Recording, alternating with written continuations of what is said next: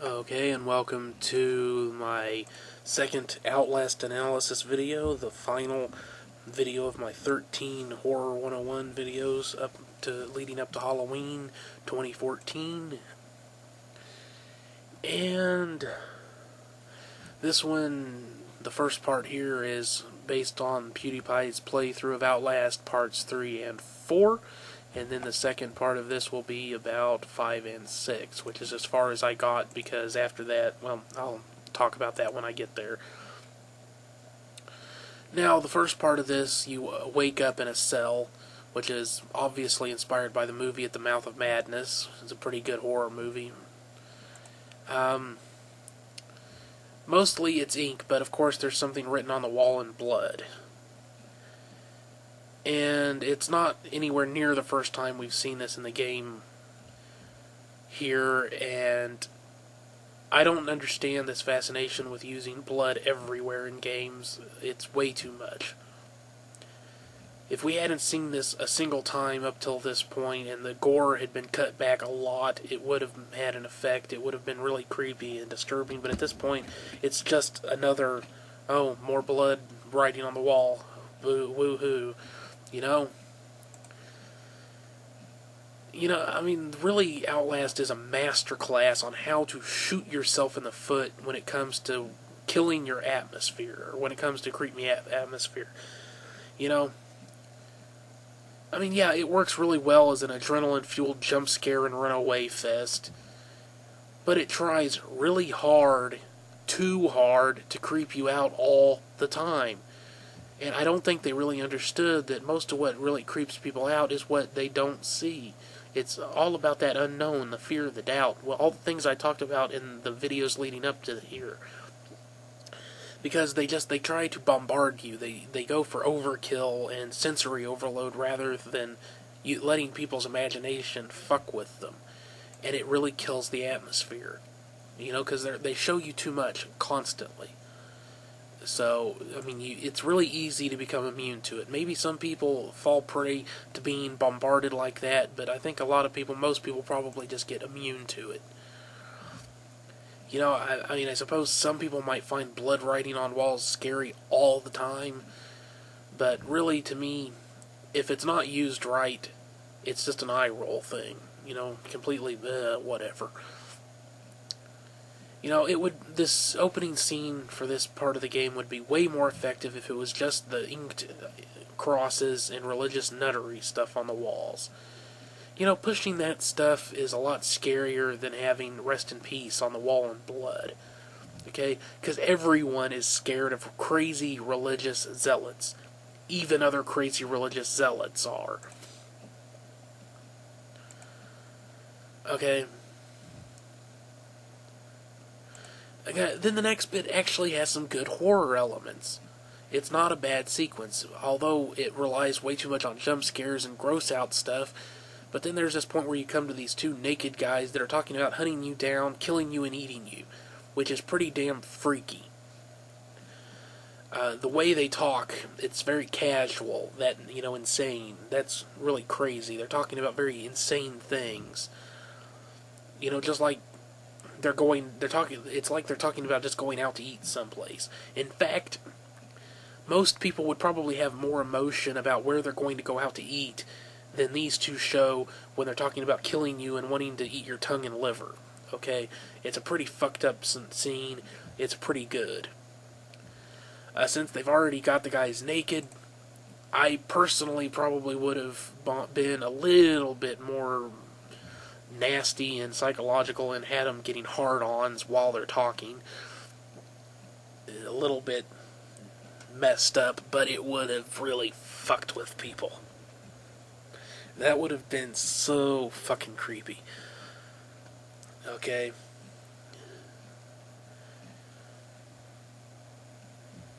Then there's some other stuff. Again, more jump scares.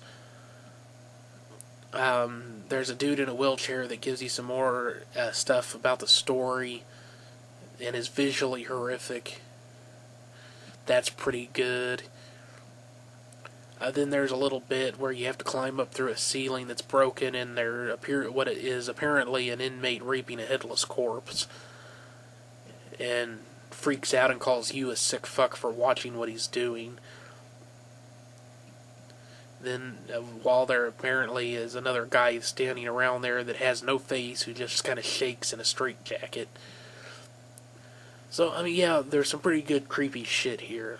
Again, most of it's jump scares and gross out, but there's some legitimately freaky shit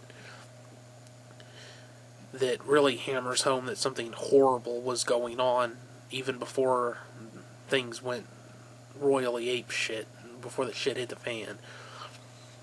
But, you know, the problem there is that freak-outs and jump scares aren't scary. You know, they're not even, at this point in the game, they're not even bothering to follow up on the jump scares anymore. They've completely abandoned having any kind of atmosphere. It's just there to make you jump and to be nasty and freak you out. You know,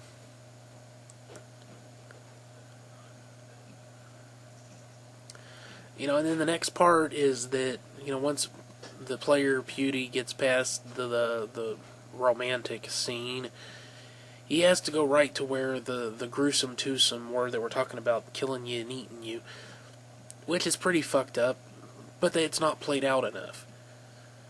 It's like there's no build up to it. There's nothing to build any kind of dread about making you not want to go there. It's relying entirely on the dialogue that was going on, and it's really not enough in my estimation. I mean, it's like at this point they've stopped caring about being scary, and it's just, again, pushing you into one game of cat and mouse after another at this point. Yeah, I mean, I understand that that's what it's been established, that's what the game is mostly about, is running and hiding. But, there could be more build-up rather than just pushing you right from one chase into the next. And then at this point we come to probably one of the stupidest things in the whole game. Follow the blood. Really? Seriously? I mean, do the people in this game have nothing else to write with? I mean, it really, really is just bad. I mean, it's not just cliche, it's just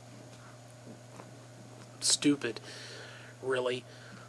And then at this point we have the only actual red herring leading up to the really stupid twist ending, which is that there's some sort of necromancy, occult activity stuff going on. Which actually would have made for a better story, I think, than what they went with in the end. A proper Lovecraftian story of something evil in the mountain that was just waiting to be called up by unsuspecting fools. Instead, you get this cliche story of Nazi scientists and evil mad science and all that stuff is what it turns out to be. It's, the supposedly twist ending is not very good.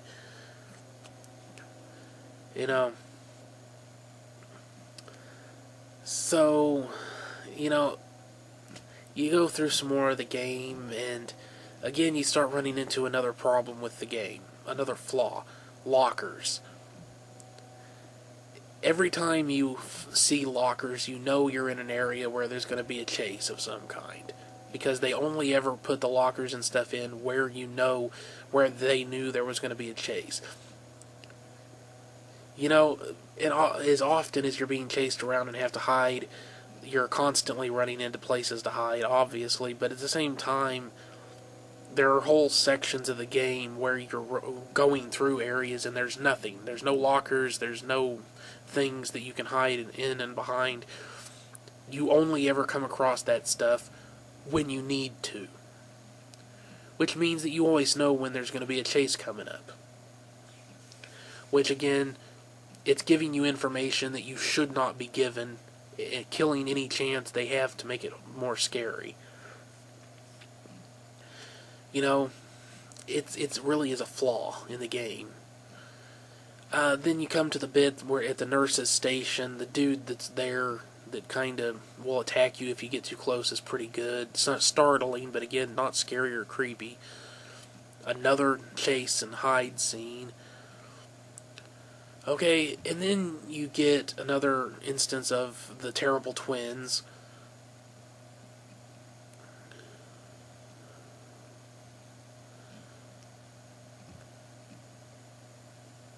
Which is not too bad. It's a good setup. It's pretty creepy and disturbing. And again, this is only one of the sections. The game had a lot of potential, I think, but they were too impatient in a lot of places. They used big and nasty too often, which I'll talk about again later. But this part right here, you have another encounter with the terrible twins. They chat with you some more. And then you do get a really good setup for what is to come. Okay? I think it's the first and only time in the game where they bothered to foreshadow what was coming. Because you see Big and Nasty is down in the same area as you are, because he's in one of the pit areas ripping off a guy's head.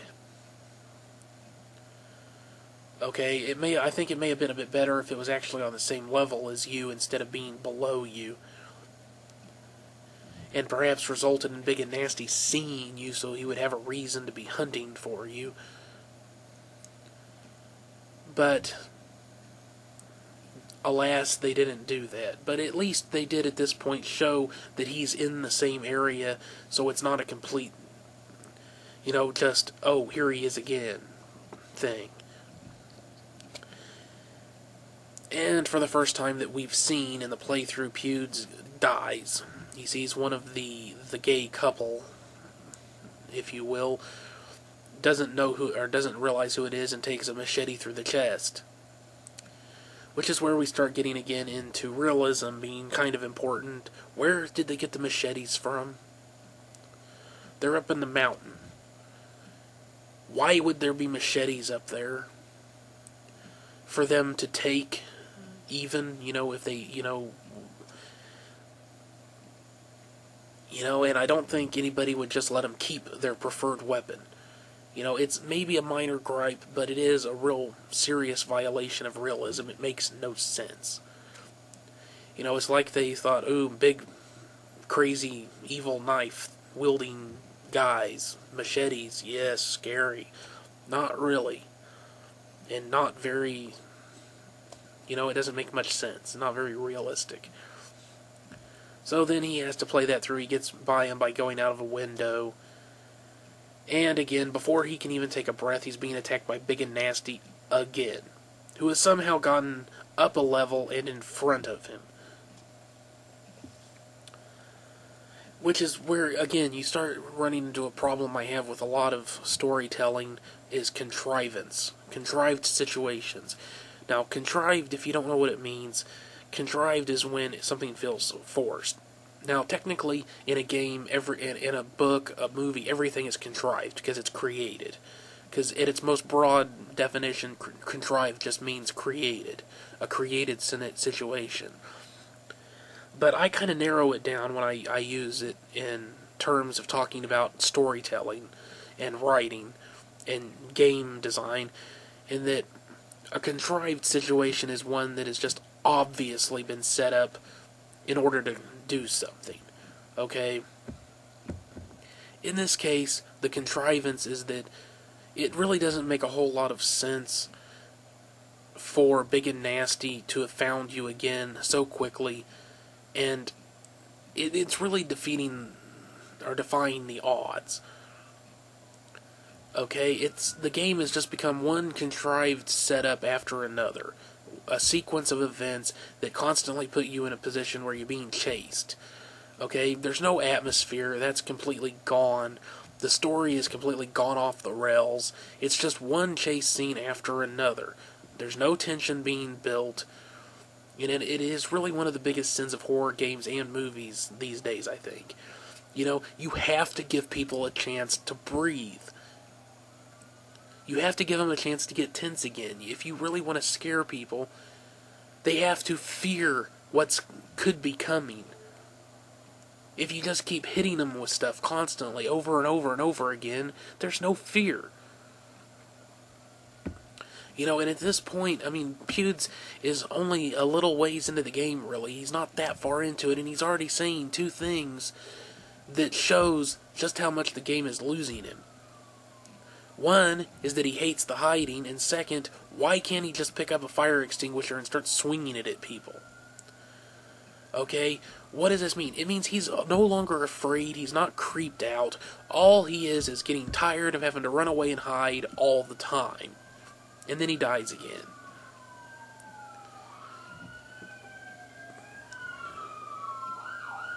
You know? And then he dies again, as I said. Sorry, sirens outside. You know, it's really a horrible, stupid situation with Outlast, is that you're presented with the threat of the terrible twosome, but you find yourself being attacked by Big and Nasty again. You know, there's no continuity or consistency. And then he dies again.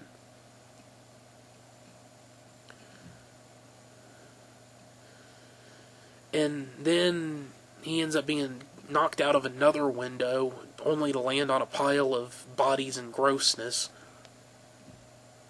Which would be scary and fucked up if we hadn't already seen a million body parts laying around already. You know, again, it's like, oh, he's being thrown out of another window, only he's higher up. How do we keep him from being killed by the fall, or fucked up by the fall? Oh yeah, let's have him land on a pile of body parts and gore. Sure, why not? That's scary. No, it isn't. You know, and then at this point in the playthrough of the game, Pewdie is just overacting on purpose. You know, he's running away from Big and Nasty, overacting, pretending to be scared. You know, you can see it on his face every time he gets killed. He isn't scared. He's just getting irritated at how hard it is to get away.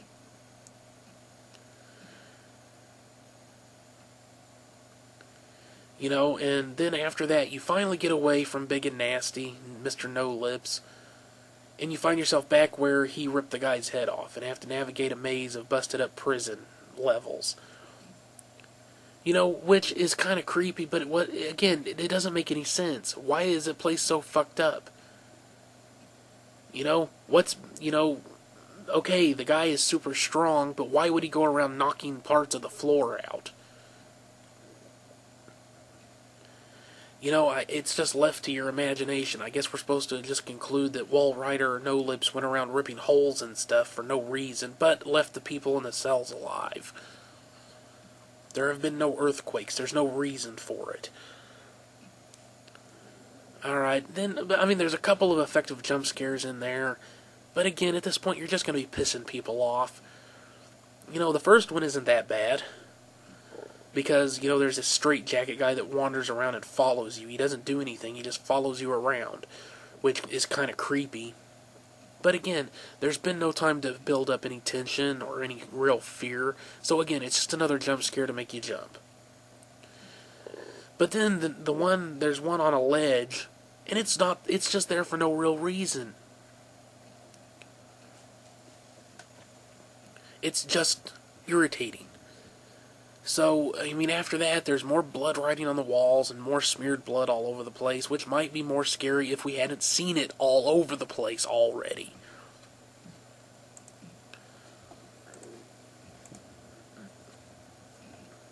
So, we end up down in the sewers. And what happens once we're down in the sewers? We're being pursued by Big and Nasty. Again. I mean, does this guy have bloodhound senses or something? The nose of a bloodhound? I don't think he has a nose. What the fuck is he doing? How is he finding the guy? Over and over again.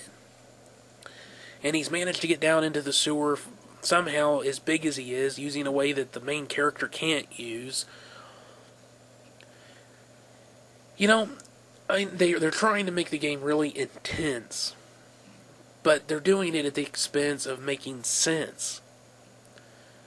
You know, instead, they could have left you to wander around the sewer for a while in the dark, which would be freaky. You don't know what's down in that sewer. You don't know what could be there that might be a threat to you. It would be a prime chance to freak them out again. After all the running and chasing and getting away from Big and Nasty, here's your chance to freak them out and build atmosphere and dread again. But instead, what happens? Once more, right back into the game of cat and mouse with Big and Nasty. They could have used somebody else so it didn't seem so implausible. I mean, how the fuck did he get down there so fast? You know? But instead, they use the same Big and Nasty guy and put you right back into another game of cat and mouse. And even then, they kind of fail because it's such a wide open area that you're in with lots of places to hide. So, unless you do something stupid, you aren't in any danger.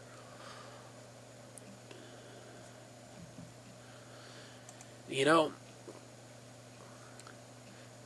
I mean, let's go over some of the stuff that works when it comes to horror, what is actually scary. Some of the emotions and things that you want to put into a horror game. Isolation and loneliness. You know, certainly you've noticed before that things like horror movies and games seem worse when you're playing them by yourself.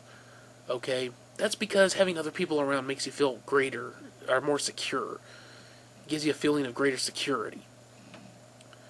When you're alone, you're on your own. There's no help.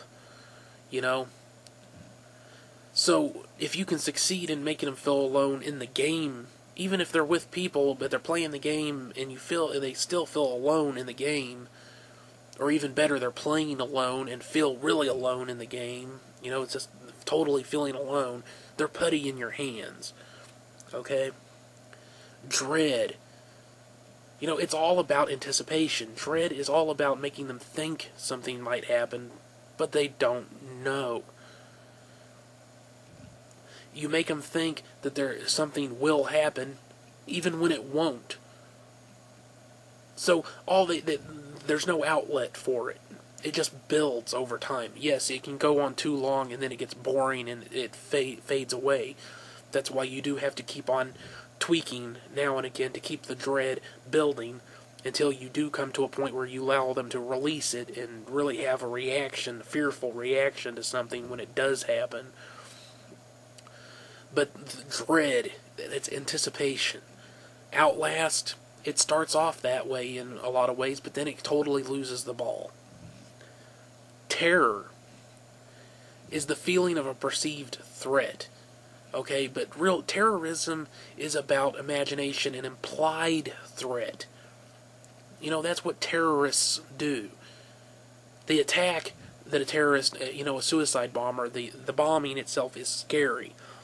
But the terror is thinking that it could happen again. Knowing it could happen again and not knowing when, where, or who. That's terror.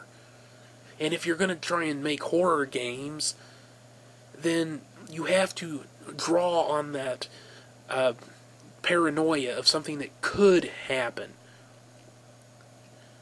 You know? It's the implication of a threat, the implied threat. You make people afraid of what might happen because of something that has happened. You know, Outlast very rapidly loses its ability to cause any kind of terror because once it does something to you, it just keeps doing it over and over and over again.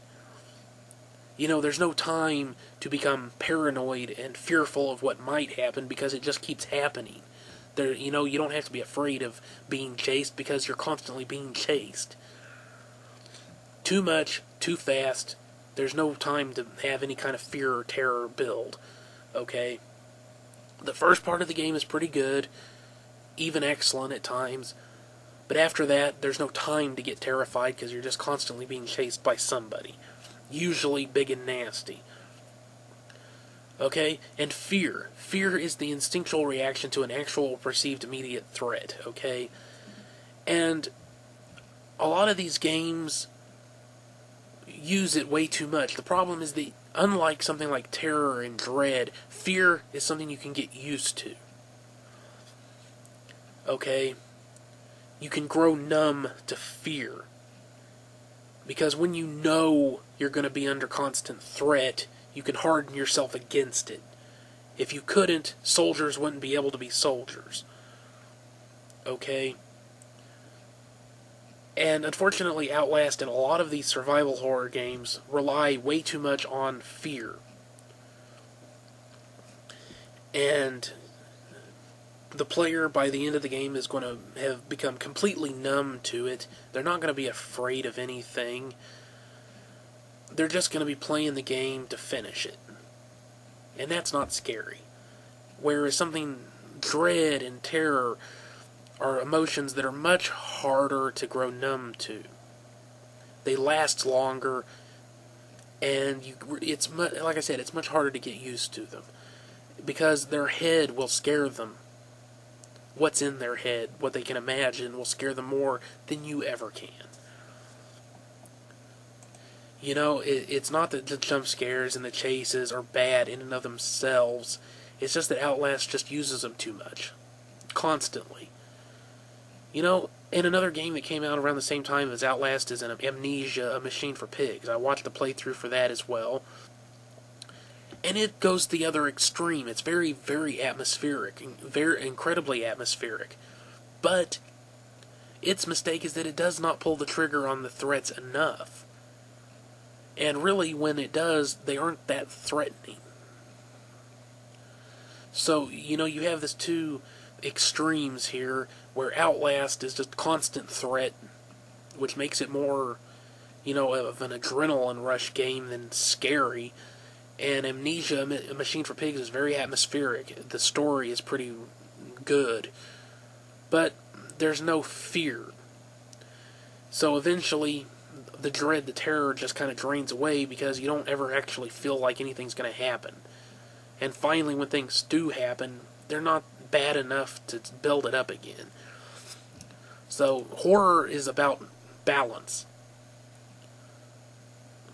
And of course, you're never going to be able to get it just perfect for everyone, but you can try. You know, if they would have drawn things out more, it would have been better. It would have been classic, even. More dark hallways in between the terrible twins, make you feel like you're being chased the whole time. You know, seeing Big and Nasty is fine, and using him instead, okay. But if you had been running across fresher and fresher handiwork of his as you got closer to the security booth where he shows up again, that would have been better than just suddenly having him show up out of nowhere. You know, down in the sewer, that part, using a different bad guy and having it, the build up to that lasting a lot longer. Stringing together a bunch of tunnels in a maze that you could get lost in for a while, with some fucked up stuff happening above you and around you. You know? I mean, if they just had to use Mr. Lipless, Big and Nasty again, they could have at least tossed in some things where he's finding you as you run through the sewers, and sees that you're down there and knows where to go. You know, just all those little touches. Yes, they are hard. They make the game bigger, and it takes longer to produce the game. But it ends up such a better game in the end that way. So the lesson from this part is really too much action, you kill the horror, but too little, and people won't be afraid because they'll think there's nothing threatening. Although Amnesia, Machine for Pigs, is incredibly atmospheric. It's pretty damn good at doing the dread and terror parts. It's just I think it really should have pulled the trigger a bit more often and been a little bit more threatening. But also, once again, different things scare different people. This is my opinions. You might disagree. I just feel that this is the basics of good horror. This series. So, we got 49 minutes left. Hopefully this one won't be as long because I'm starting to get into the point where I'm more bitching about Outlast than analyzing it. So, the last two videos I analyzed, part 5 and 6 of his playthrough. And again, just continuing with what I was talking about, I mean, right from the start of the first video, the number 6 video, or number 5 playthrough video, we just see more of what these games are doing wrong. Okay? Keep in mind, at the end of the last video, number 4, we had just gotten out of another chase with Big and Nasty. Okay?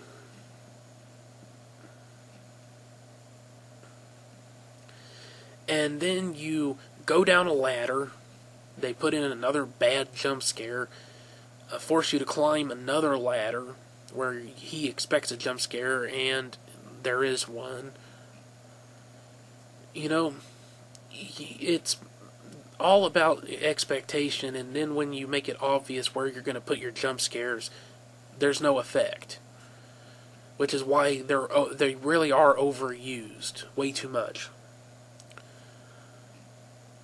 Now, maybe somebody who has never ever played a horror game before or watched a horror movie or anything might be on the edge of their seat at this point in the game.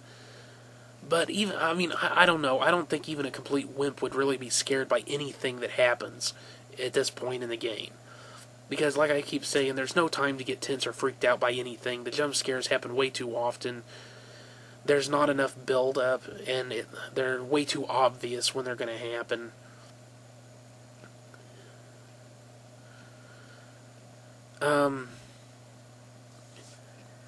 You know, you go through some more tunnels, there's a storeroom, a section. It would have been more effective if they had played it out longer. Once again, there's more lame jump scares, which Pewds at this point is pretending to get scared by, but if you watch his eyes you can tell he's not scared at all.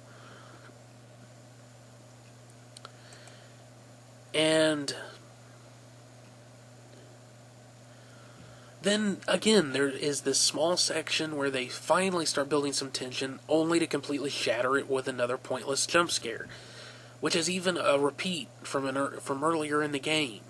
So they've completely lost their originality at this point, even. And then we come to another part of the game where it's actually kind of scary, because Pewds gets kind of lost and could have wandered around freaking himself out for quite a while.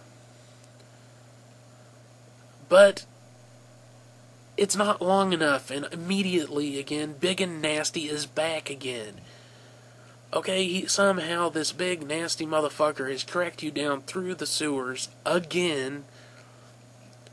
And never mind the fact that there's no way for him to gain access to this area, which is basically like a cistern, a water storage spot. So you're in the dark in this water-filled cistern with Big and Nasty. Yeah, it's kind of freaky, it's tense, but you know what? It's not scary. And it makes no sense. And again, the next area, it's kind of freaky while it lasts, but it's not that long.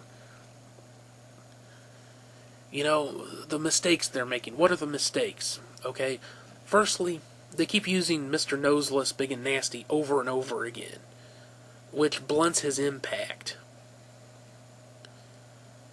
Okay? If you're constantly seeing him, he's not that scary anymore. You know? Then the Wall Riders showed up, I believe.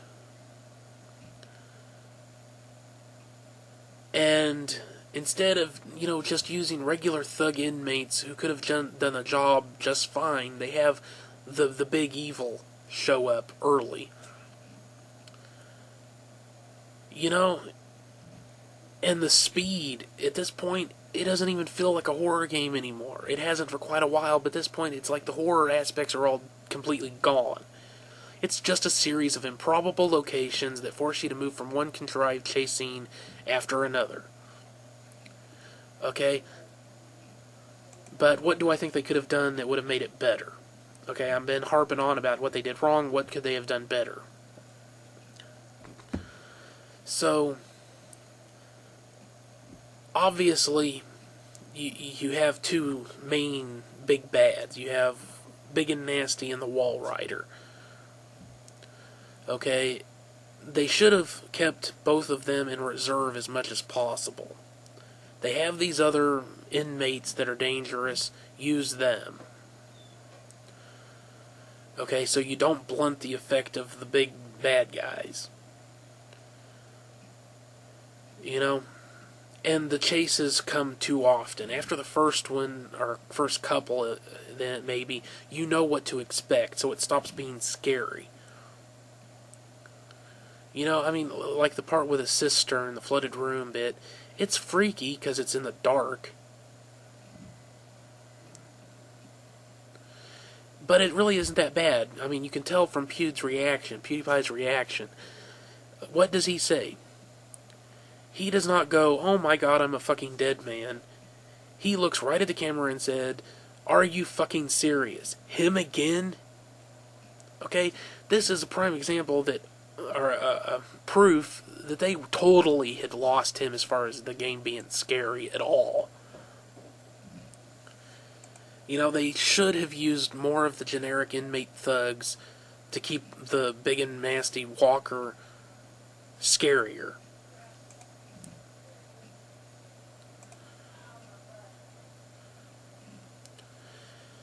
You know, because, I mean, besides the fact that having him in it so often makes the game feel really forced and contrived, and how annoyingly convenient when anything useful shows up and when he shows up again, you know, there's no way to explore and get lost and scare yourself for a while. You're just funneled through the game.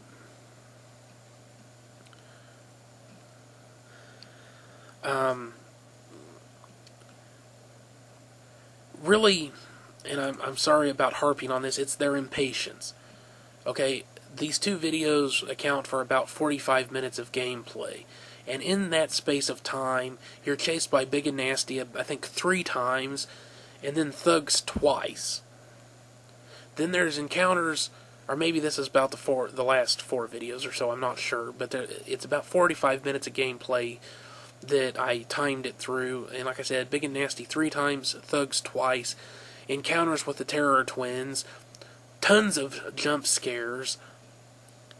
And I mean, it's just, that's so much shit packed into such a little bit of time. You know, it's only about halfway into the damn game. And already, you have just been totally bombarded by crap. It's way too much and way too short of a time. It's supposed to be a horror game. But it's not. It's an action game. And the only action in the game is running and hiding, which isn't really that fun. You know, the gore is just constant. It has no effect within probably the first 20 minutes of playing the game. The gore has totally lost its effect.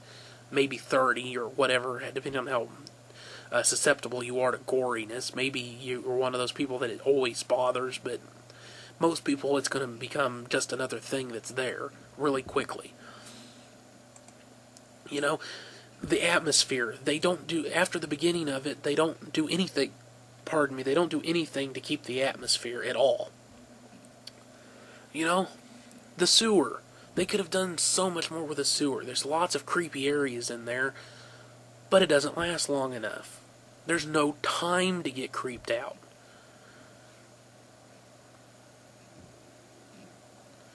You know, there's a point where there's a room with a guy in a chair. Okay? And he seems to be fine. He's still alive. There doesn't seem to be anything wrong with him, but the chair is sitting over a huge puddle of blood for no apparent reason. You know, you go through, there's more blood, there's a door being banged on, which would have been scary as hell if there was anything leading up to it to create some tension. But there's not. You know, and then when you finally get the door open, there's nothing on the other side, which makes no point at this point in the game. Okay, and especially with the twist ending. It's not a haunted, insane asylum. There's nothing supernatural going on, and we find out. You know?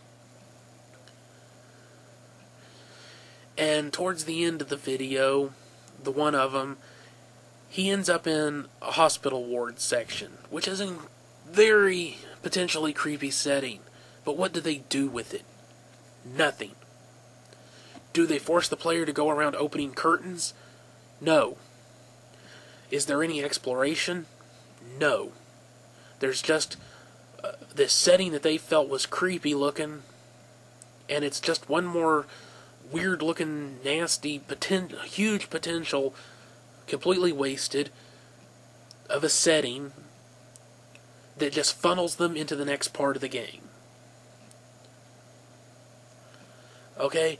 Which is probably the only legitimately scary chase in the game, because there is no place to hide. You just have to run.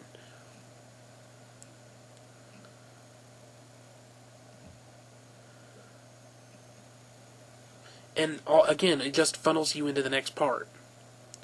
You know, there's tons of potential all through the game. But it's totally wasted. You know, again, one last time, there's no time to get freaked out or scared by what's happening.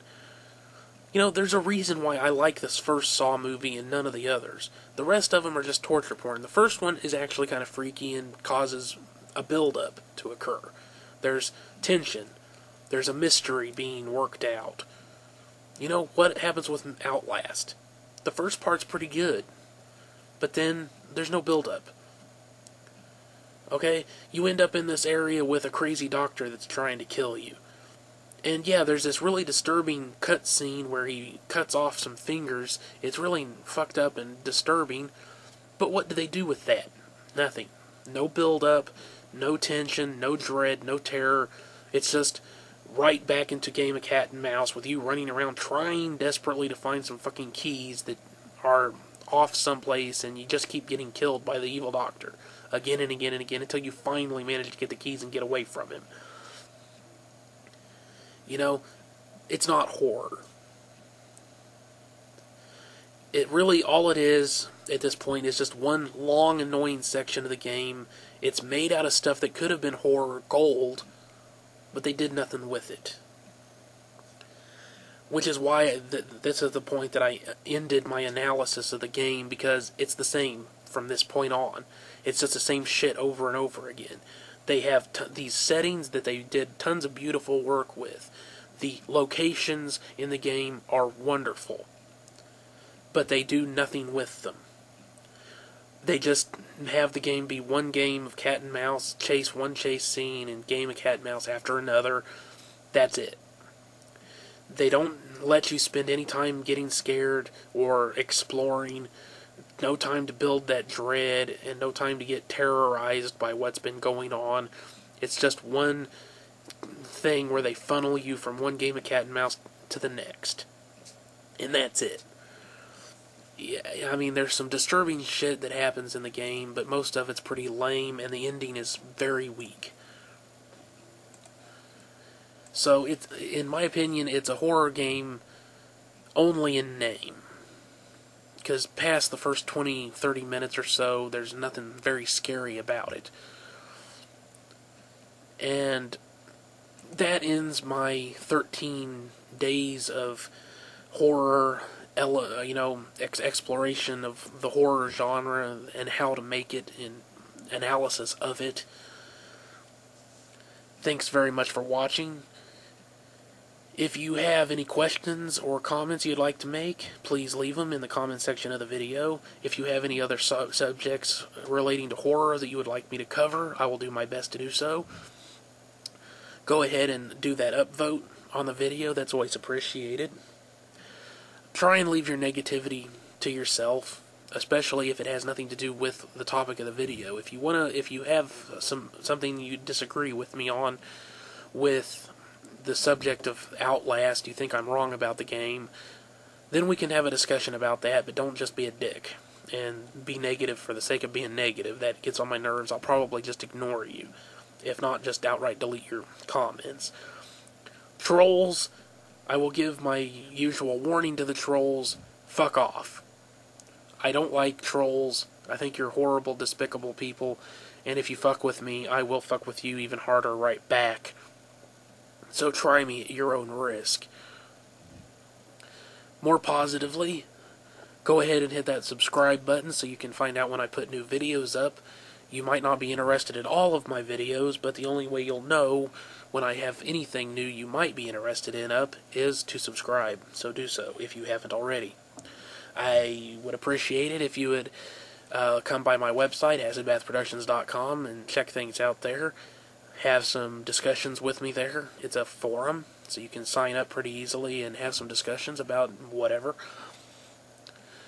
And come by and do that. And thank you very much for watching. I'll see you on the next one. Bye-bye.